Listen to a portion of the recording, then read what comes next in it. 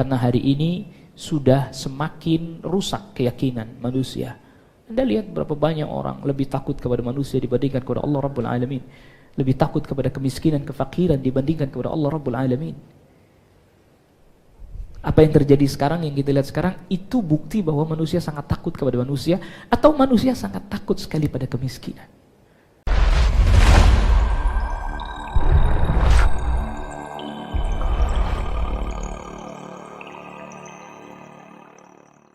Yang pertama, bagi mereka yang hendak dan selalu berharap ingin bisa husnul khatimah, perbaiki akidahnya, perbaiki keyakinannya kepada Allah Subhanahu wa taala. Sebab apa? Amal soleh bisa nggak diterima karena keyakinan kita yang rusak, lagi buruk.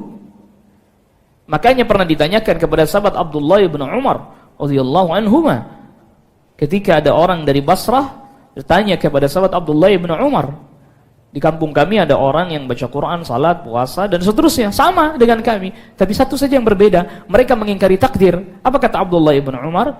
Idza laqita ulaika fa'alimhum anni bari'un minhum wa hum bara'u minni. Kalau engkau berjumpa dengan mereka, kasih tahu mereka bahwa aku berlepas diri dari mereka dan mereka berlepas diri dariku. Walau anna ahadum anfaqa mithla Uhudin dhahaba, kalau seandainya salah seorang di antara mereka menginfakkan emas sebesar gunung Uhud, ma qabilahu Allah minhu hatta yu'mina bil qadar. Allah enggak akan terima itu darinya sampai dia beriman kepada takdir. Jadi ada orang beramal saleh tapi mengingkari takdir, sia-sia amalnya, sirna amalnya. Kalaulah dia wafat masih belum bertaubat dari hal tersebut, sedangkan dia sudah tahu, sudah dapat informasinya, sudah dapat kabar kepadanya, hujjah sudah disampaikan kepadanya, dia masih bersikeras, wafat dalam keadaan seperti itu, maka wafatnya bukan husnul khatimah. Wafatnya bukan dalam keadaan husnul khatimah.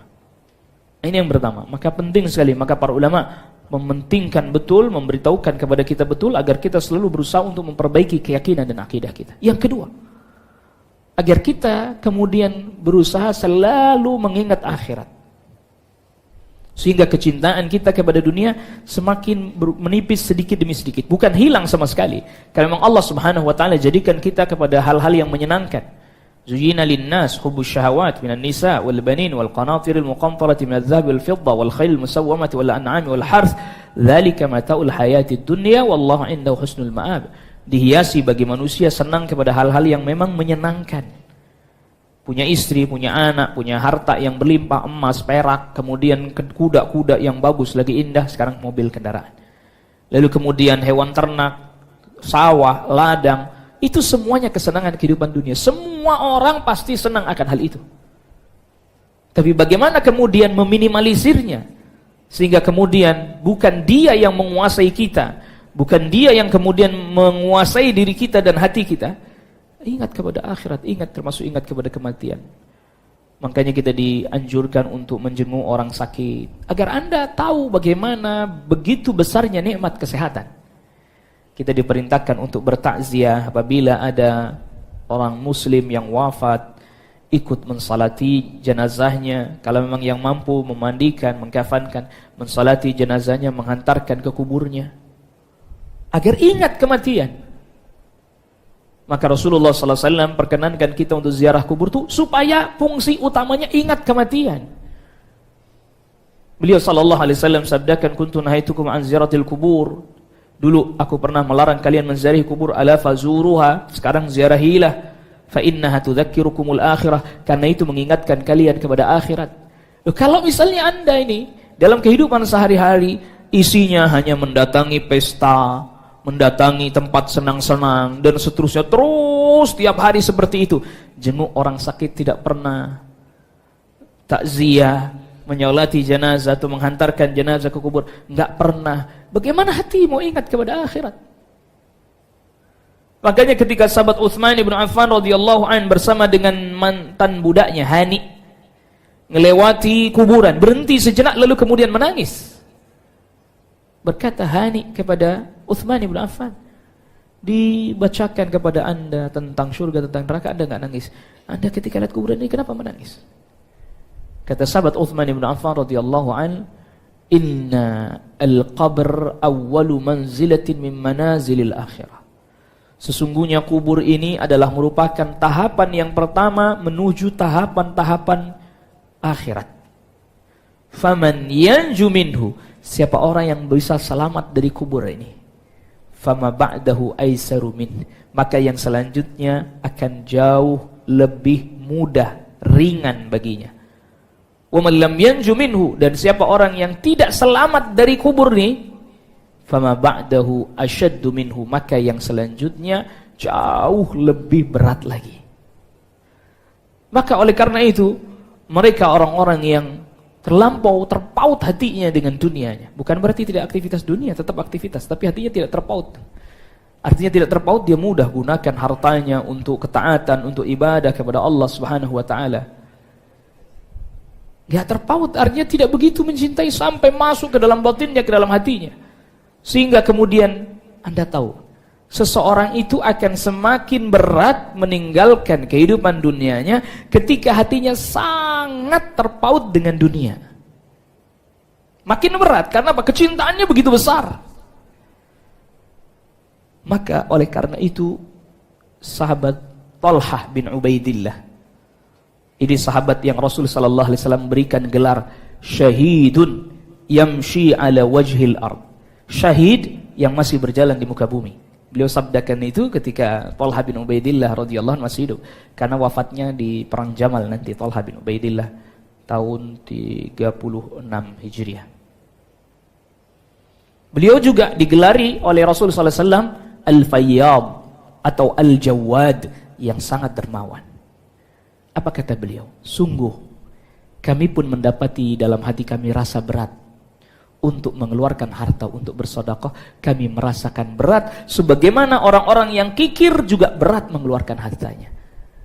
Walakinnana natasabbaru, tapi kata sahabat Talha bin Ubaidillah, tapi kami berusaha selalu untuk melawannya, sehingga kami pun tetap mengeluarkan harta kami. Itu artinya bahwa gak mudah memang melawan keinginan, kecintaan kepada dunia, kepada harta dan seterusnya. Tentu setelah dia berikan nafkah dan seterusnya kepada keluarganya, kepada anaknya, kepada istrinya. Habis itu dia sedekah. Dan dia pun mendapati satu keadaan di mana tatkala bersedekah rasanya berat, rasanya nggak mudah gitu, nggak gampang. Tapi mereka terus berusaha melakukan hal itu sampai kemudian rasa itu menjadi ringan. Caranya dengan mengingat kematian dan juga dengan mengingat akhirat. Maka itu cara yang paling baik yang bisa menyebabkan kita menjadi nanti ditutupnya dengan kebaikan kehidupan kita oleh Allah Subhanahu wa taala, dengan mengingat akhirat. Kebaikan-kebaikan yang akan diterima, berbagai macam kenikmatan yang akan diterima. Memang tidak mudah menghadirkan itu. Memang tidak mudah menghadirkan hal itu di dalam hati kita. Mesti ada orang yang berkata, Ustaz, kita kan manusia hidup di dunia, ngelihat ini, apa yang kita lihat itulah yang kemudian tertanam dalam hati kita. Betul. Kita tidak pungkiri itu.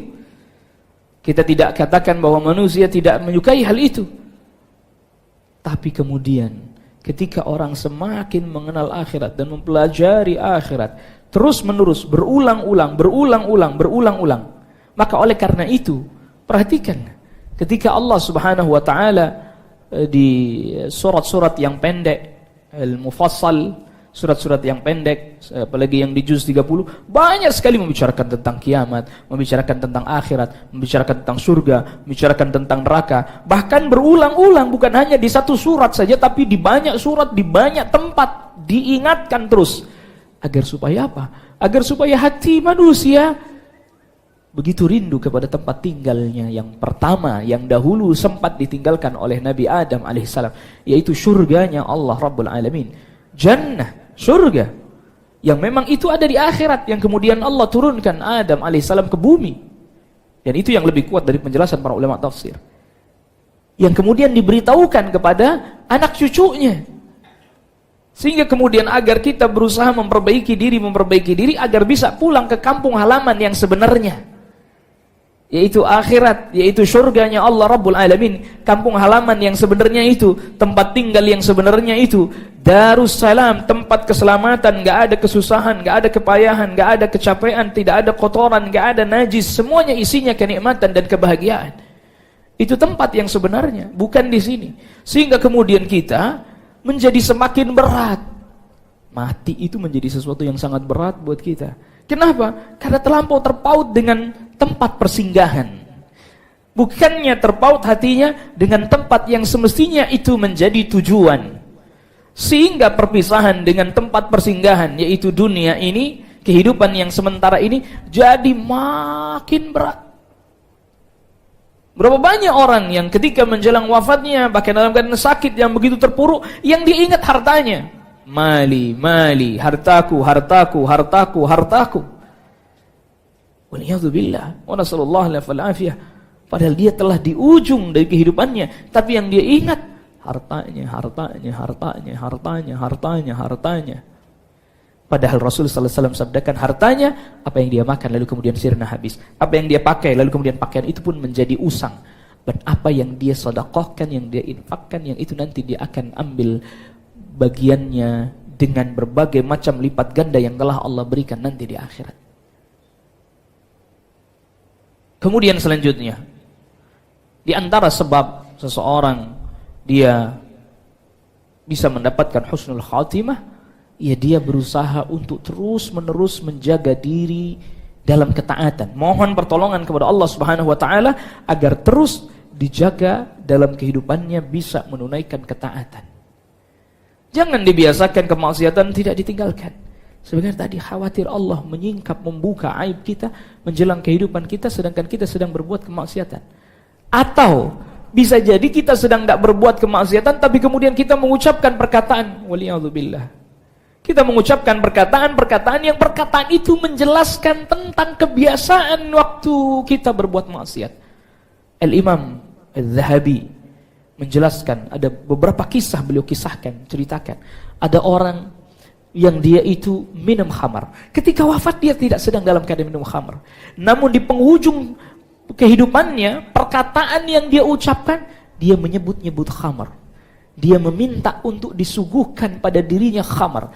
Yang sebab itu tersingkaplah apa yang selama ini dia lakukan. Bisa jadi orang tidak tahu. Waliyadzubillah, wa nasallallahu alaihi. Sehingga orang jadi kaget.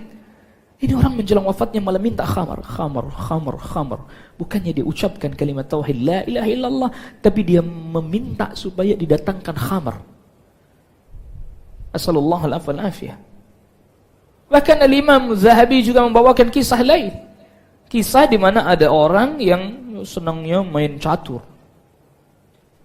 Main catur, hobinya main catur. Dari pagi sampai siang masih di depan papan catur tak bergeming. Sampai sore di depan papan catur tak bergeming. Allahul musta'an. Ya. Kalau dulu zamannya para sahabat jadi begini. Sekilas saja, ini enggak cerita panjang lebar tapi sekilas saja agar kita tahu. Jadi catur itu ternyata permainan yang dilakukan oleh orang Romawi dulunya. Sebagian menyebutkan orang Persia juga melakukannya. Tapi yang paling kental, paling masyhur riwayatnya itu orang Romawi. Nah, bentuknya dulu bukan di papan begitu. Tapi kayak setinggi orang. Jadi itu bidak caturnya itu setinggi manusia. Sehingga ya cara mainnya diangkat gitu. Dipindahin. Dia berdiri, si pemainnya dua orang berdiri, seperti ketika sedang mengatur strategi perang. Ini bidak-bidak caturnya ini dibikin setinggi manusia. Sehingga kemudian ketika terjadi permainan ini diangkat gitu. Jadi seakan-akan si pemain pun ikut masuk di dalam kancah peperangan itu. Iya. Kemudian ketika ada sahabat lewat, kemudian ada orang melakukan hal itu, apa kata sahabat itu? Ma hadhihi tamathilul lati antum laha aqifun. Apa yang kalian lakukan? Kalian ini berdiri seperti orang yang memberikan penghormatan kepada patung-patung berhala-berhala. Begitu. Sehingga kemudian itu para sahabat telah menyikapi tentang hal itu dengan pengingkaran. Dengan pengingkaran. Walaupun tentu akhirnya di belakang para ulama terjadi perselisihan, tetapi datang dari para sahabat pengingkaran terhadap hal itu. Ada di antara para ulama mengatakan itu hukumnya haram, ada di antara mereka mengatakan hukumnya makruh, dan seterusnya ada terjadi perselisihan. Tetapi asar dari para sahabat, mereka mengingkari perbuatan itu. Sehingga mereka katakan perbuatan tadi, mahadhi tamathilul lati antum laha aqifun. Ini seperti berhala-berhala yang kalian seringkali berdiri di depannya dan seterusnya itu. Imam Zahabi menceritakan, meriwayatkan ada orang menjelang wafatnya, dia hobinya main catur. Ditalqinkan, la ilaha illallah. La ilaha illallah. Ternyata apa yang terjadi? Kalimat terakhir yang dia ucapkan skakmat. Kalimat terakhir yang keluar dari lisannya bukan la ilaha illallah, skakmat, mati dia. Allahul musta'an, waliyadu billah. Nasallallahu alaihi. Jadi ternyata kebiasaan orang berbuat kemaksiatan yang terus-menerus itu tertanam pada dirinya sampai menjelang kematiannya dia pun seperti terbayangkan sedang melakukan kemaksiatan tersebut. Waliyadu billah wa nasallallahu alaihi. Kita memohon kepada Allah Jalla wa Ala agar kita ditutup kehidupan kita dengan akhir yang indah, yaitu husnul khatimah. Dan juga kita memohon kepada Allah Jalla wa Ala agar diberikan perlindungan dan dijauhkan dari penutup kehidupan kita yang buruk yang kita sebut dengan su'ul khatimah. Maka oleh karena itu kita pertama berusaha selalu untuk memperbaiki keyakinan dan akidah kita. Ini yang pertama dan paling penting. Terus belajar tentang iman, tentang tauhid yang benar. Karena hari ini sudah semakin rusak keyakinan manusia. Anda lihat berapa banyak orang lebih takut kepada manusia dibandingkan kepada Allah Rabbul Alamin. Lebih takut kepada kemiskinan, kefakiran dibandingkan kepada Allah Rabbul Alamin. Apa yang terjadi sekarang, yang kita lihat sekarang, itu bukti bahwa manusia sangat takut kepada manusia, atau manusia sangat takut sekali pada kemiskinan. Khawatir luar biasa, melebihi ketakutannya kepada Allah Rabbul Alamin, sehingga perbuatan yang menyimpang, melanggar syariat, melakukan hal-hal yang memang semestinya tidak diperkenankan.